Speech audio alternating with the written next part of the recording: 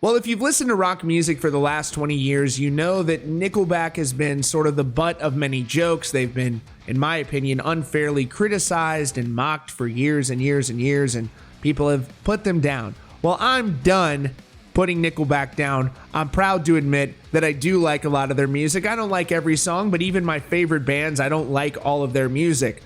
But I am happy to admit that I like a lot of Nickelback songs, particularly their earlier works, and even some of the stuff on their latest album that they put out a couple of years ago.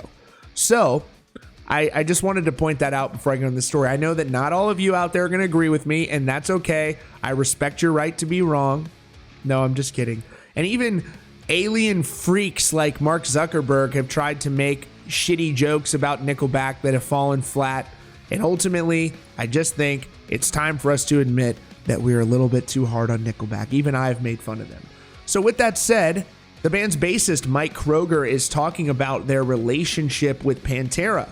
And as far as I'm concerned, if Pantera was cool with Nickelback, then I'm cool with them too. And that's exactly what he's expressing. They obviously had a song called Side of the Bullet, which was about what happened to Dime. And it included one of his solos from their archives on there, and that was cleared by the band. We know that Vinnie Paul loved the guys in Nickelback. We know they were very close, and he opens up about this in this new interview, and I thought this was really cool. He was interviewed by Guitar World recently, and they said, you guys were able to use a guitar part from the late, great Dimebag Darrell on Side of a Bullet. How did that happen? And Mike said, we'd known the Pantera guys since a really early time in our career. They were fans of ours from the beginning, and we would always see them out on the road whenever we would go through Dallas. They would come out and play with us and alcohol, and it was a fun time to be around those guys.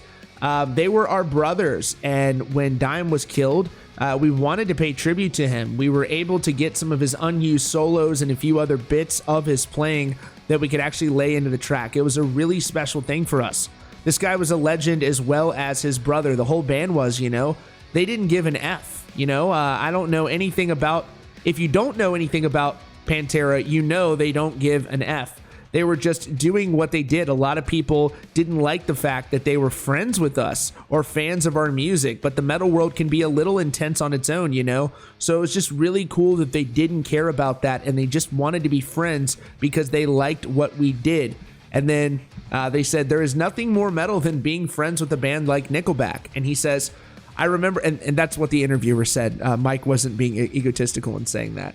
So Mike goes on and says, I remember the first time I met those guys. We were in a limo somewhere in Dallas, a little bit drunk and listening to Christina Aguilera. And I remember Vinny just going crazy, saying how he thought this was the best shit ever.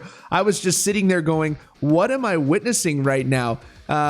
They were really just fans of music. They didn't let genres or personalities get in the way of what they like. They just liked what they liked and appreciated what they appreciated. And like you say, that's so effing metal.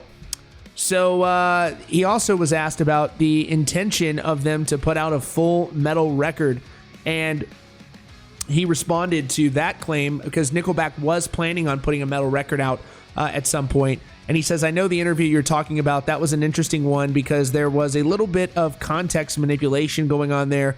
That's the same article, I believe, where the person wrote, I wanted Nickelback to make a Slayer cover album, which is not really what I said. What I said was that I would like to make a Slayer cover album, me, Mike, not the band Nickelback, but just myself.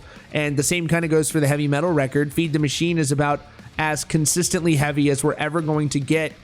There was just that goal there to make a heavier album, which we obviously did. But, we're looking to make the next great thing now. I do still want to make a metal album for myself, though. That's certainly where I live, and that's where I'm most comfortable as a musician.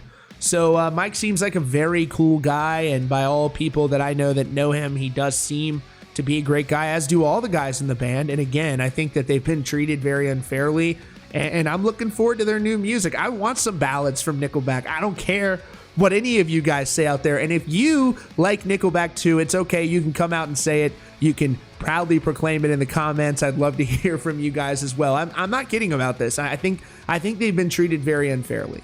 So, all right, folks, that is all for now. Thanks so much for joining me today at Rockfeed, and be sure to subscribe with notifications on so you don't miss out on breaking news and updates. Thanks again for joining me, and I'll see you all very soon.